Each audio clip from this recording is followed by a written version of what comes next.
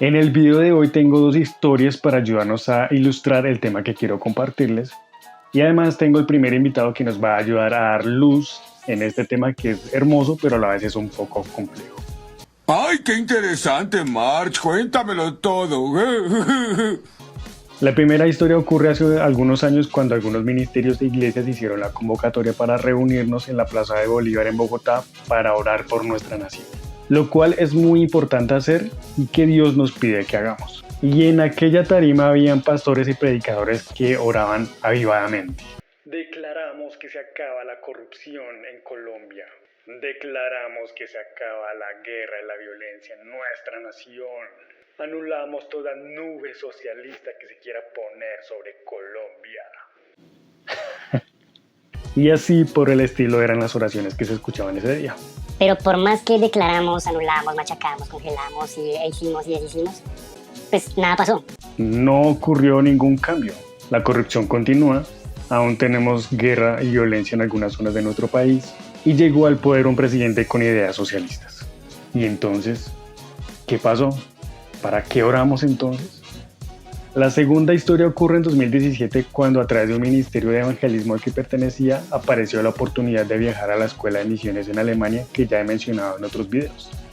Un pajarito nos dijo que a través de una persona en una aerolínea podíamos conseguir los tiquetes más económicos, pero que tendríamos condicionada la fecha del vuelo. Es decir, no podríamos elegir cuándo viajar de ida y de regreso, sino que la aerolínea nos habilitaba un espacio para viajar. Y fue una pésima idea. No solo perdimos el dinero que le dimos a esta persona en la aerolínea, que después nos enteramos que era ilegal hacerlo, sino que tampoco pudimos viajar. En un momento, mientras esperábamos que salieran los vuelos, nos reunimos con los muchachos frente al edificio de la aerolínea para orar. Y oramos y oramos y oramos y decretamos y anulamos y machacamos y de todo. Y finalmente no pudimos viajar. Y aquí nos preguntamos nuevamente, ¿qué pasó? ¿Dios se hizo el sordo con nuestra oración? ¿No nos quiso escuchar? ¿Para qué oramos entonces? Las historias que acabo de contarles es acerca de la soberanía de Dios y la oración. Y para ese tema, pues les traigo el invitado que les mencioné anteriormente, que es mi amigo y pastor, Sebastián Moreno. Hola a todos. Por fin, después de un montón de tiempo de rogarle que me sacara un tiempito para este video, por fin lo logré. Entonces, la primera pregunta que quiero hacerle a Sebastián es, ¿qué entendemos por la oración o qué es la oración? Ok. La oración es un medio de gracia que Dios otorgó al hombre para que se pueda comunicar con él. Es bueno que tengamos presente esto. Es una definición sencilla, pero a la vez muy profunda. Siempre hemos dicho que orar es hablar con Dios, pero solamente quiero que recordemos algo importante en la oración, que es hablar con Dios y hace parte de comunicarnos con Dios. Y en la comunicación hay una vía de emisión y de recepción. Quiere decir que yo hablo, pero también tengo que escuchar. Y para que una oración sea digamos, dirigida por Dios o centrada en Dios, creo que debe ir acompañada de la Biblia. ¿Y por qué menciono esto? Porque aprendemos a orar desde la Biblia. Los discípulos dijeron, enséñanos a orar, porque no sabemos hacerlo. Enséñanos a orar. Enséñanos a pedir porque no sabemos pedir como conviene.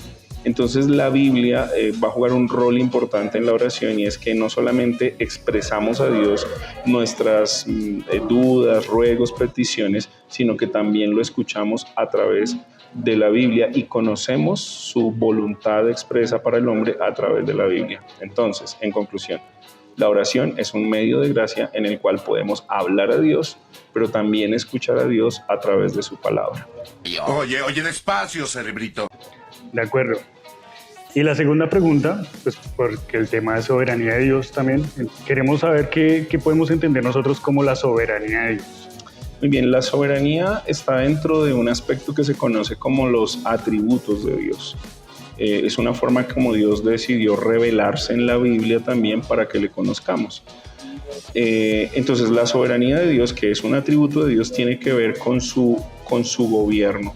Dios es rey y es soberano. Esa soberanía indica no solo que Dios sabe lo que va a pasar con su pueblo, sino que decreta lo que va a pasar con su pueblo, con su creación, y gobierna su creación. La soberanía de Dios encierra un aspecto muy importante de quién es Dios y qué es lo que Dios quiere para nosotros. Quizás es una idea que a veces choca un poco con nosotros porque vivimos en una generación donde, por lo menos acá en Latinoamérica, no tenemos monarquías o reyes y hablar de soberanía es como un poco lejano. Nosotros hablamos de democracias, de socialismo, capitalismo, pero pocas veces de monarquía. Pero la Biblia, de hecho, en toda su narrativa, está mostrándonos un Dios que es rey y que gobierna su creación. Entonces la soberanía de Dios tiene que ver con su gobierno y con su reinado para su creación y para su pueblo. Listo, Sebastián. Y ahora una pregunta que muchos nos hacemos, especialmente cuando estamos entendiendo todo el tema de la oración, es que si Dios ya lo sabe todo, que es lo que usted nos acaba de mencionar, entonces, ¿qué sentido tiene orar? Si Dios es soberano, si Él ya determinó todas las cosas, entonces, ¿para qué oramos? Muy bien, es una muy buena pregunta porque podría ser casi que una conclusión lógica, ¿no? Si Dios ya lo sabe todo, ¿para qué oramos? Bueno, Dios ya lo sabe todo, pero nosotros no sabemos nada. Y muy a menudo nos equivocamos porque digamos que tomamos decisiones desde nuestra perspectiva y no desde la perspectiva de Dios. Miren que esto es muy importante y permítanme ampliar un poquito aquí para poder responder bien esta pregunta. Dios creó al hombre con voluntad. Esta es una de las características del hombre. El hombre fue creado a imagen y semejanza de Dios. Y en esa imagen y semejanza Dios puso voluntad en el hombre. La voluntad es la forma como nosotros llevamos a cabo decisiones, ejecutamos cosas, y eso es algo que Dios puso en nosotros. Ahora, cuando el hombre pecó, en Génesis 3, Adán y Eva pecaron, la Biblia nos va a expresar después durante toda la historia y la narrativa bíblica, no que el hombre haya perdido la voluntad, pero su voluntad sí quedó esclava de su naturaleza pecaminosa. Entonces, por lo general, el hombre toma decisiones desde esa naturaleza caída, desde una voluntad que está sesgada hacia el pecado. No sé si estoy siendo claro con el tema. Quisiera que para todos sea claro. ¿Cuál es el punto aquí? Mi voluntad está sesgada, mi voluntad está esclava al pecado y necesito conocer la voluntad de Dios. Él ya lo sabe todo, pero yo no sé nada. Entonces la oración como medio de gracia, y miren cómo podemos anclar esto a las dos preguntas anteriores, de un Dios soberano, lo que va a mostrar es mi humillación y mi necesidad de conocer la voluntad de este Dios soberano para entender cómo Él puede dirigirme y cuál es su voluntad.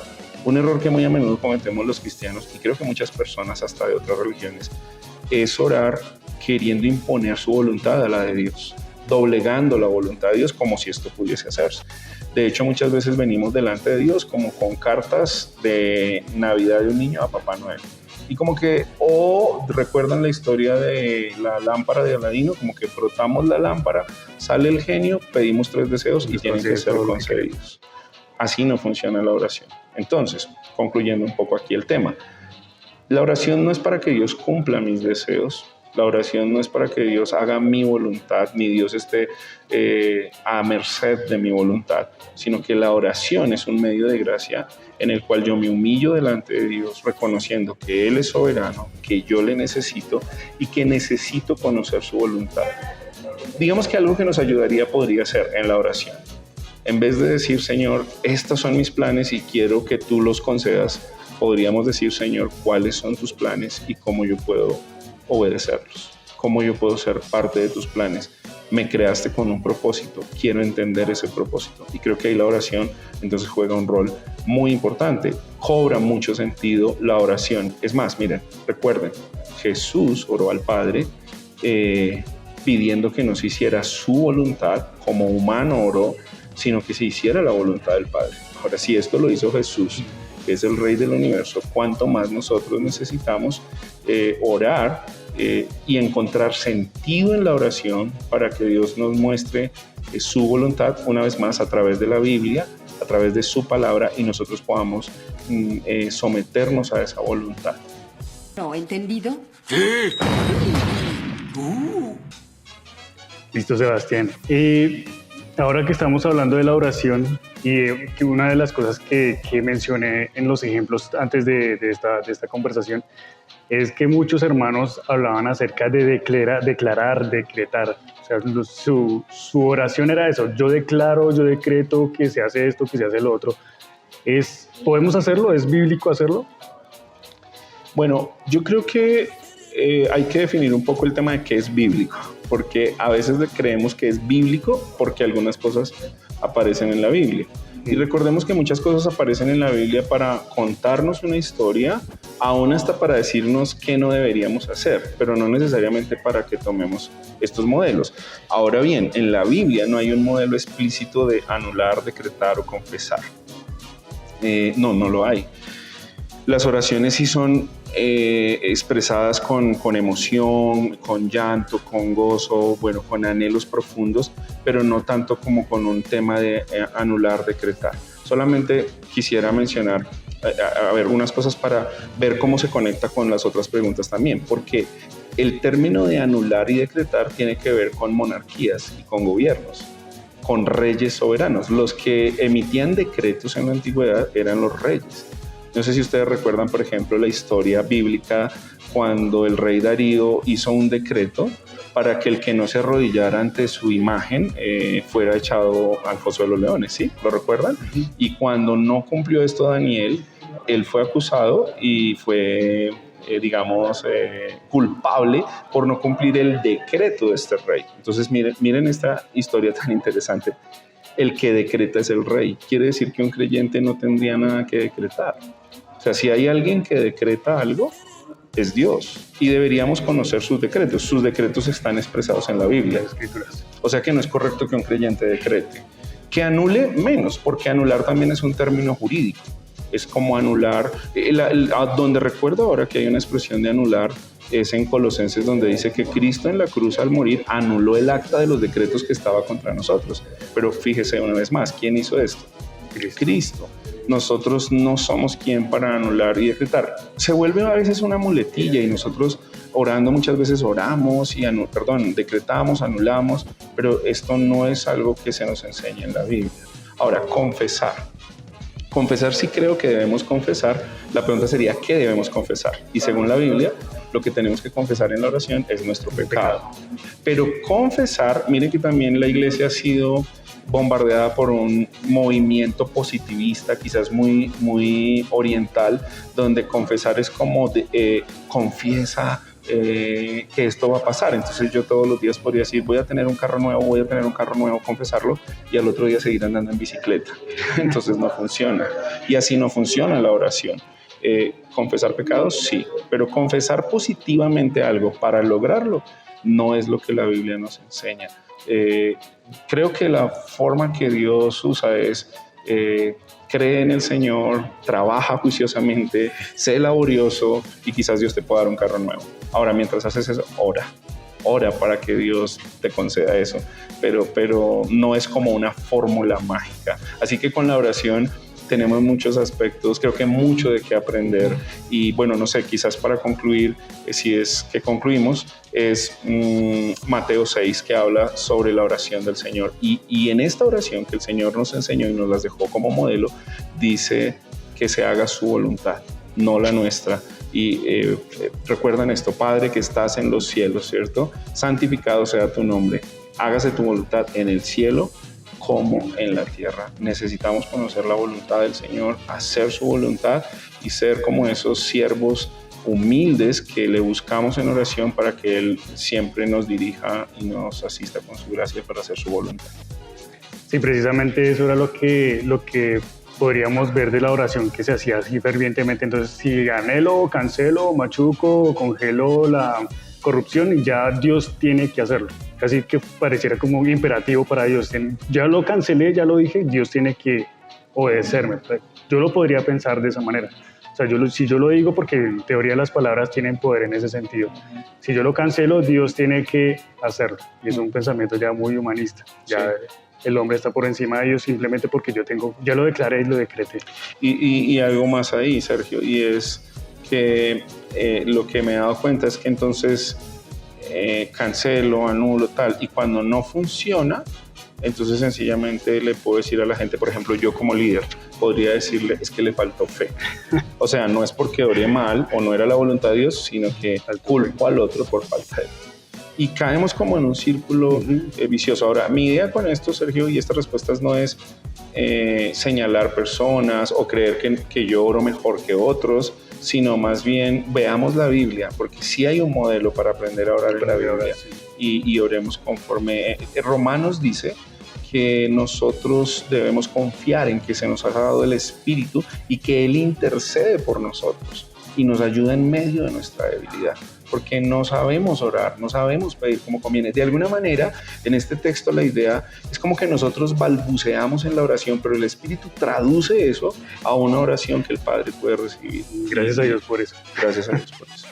Sí, precisamente antes de venir aquí yo sí busqué varias referencias de las oraciones y en ninguna hay una oración así.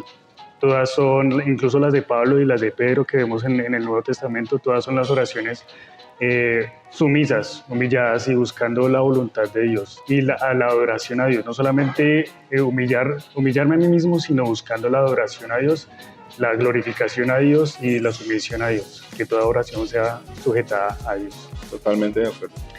No sé si le parece bien, Sergio, quisiera obviamente primero recomendar siempre la Biblia como manual de instrucción para la oración. Hay muchos modelos de oración en la Escritura, abundan en el Antiguo Testamento, en el Nuevo Testamento. Vemos a los profetas, a los reyes, a los apóstoles orando y hay modelos para aprender a orar. El mismo Señor Jesús orando y mostrándonos sobre la necesidad de orar siempre y no desmayar. Ahora, como un recurso adicional, si ustedes quisieran conocer, quisiera recomendarles esta serie que se llama Reflexiones y Ensayos de C.S. Lewis, que es el autor de las Crónicas de Narnia.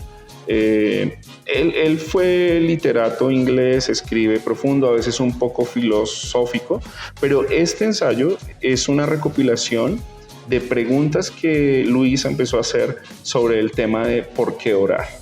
¿Y por qué orar si Dios es soberano? Que tiene que ver mucho con lo que hemos hablado hoy. Entonces, quisiera recomendarles, es un libro pequeño, fácil de leer, de llevar en la maleta para leer en cualquier lugar y se titula Cómo orar. Así que pudiese ser un buen recurso para los que les gusta la lectura y quieren complementar y profundizar un poco más en este tema.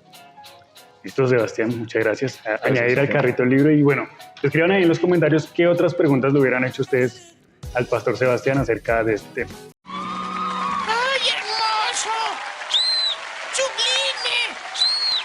Dios siempre tiene un plan para todo lo que sucede, para lo bueno y para lo malo. Nada lo sorprende y nada se sale de sus manos. Cuando no me permitió viajar a la escuela de misiones en el 2017, fue porque en sus planes era que yo viajara en 2018 en un tiempo específico con unas personas muy puntuales para tratar algo muy específico en mi corazón. Aunque eso lo entendí fue ya mucho después. Es más, esa es una historia para un próximo video. Bueno, ese fue el video de hoy. Gracias por verlo, gracias por suscribirte, gracias por tus likes. Y deja aquí en los comentarios qué otra pregunta le hubieras hecho al pastor Sebastián con respecto a la soberanía de Dios y la oración. Nos vemos en la próxima.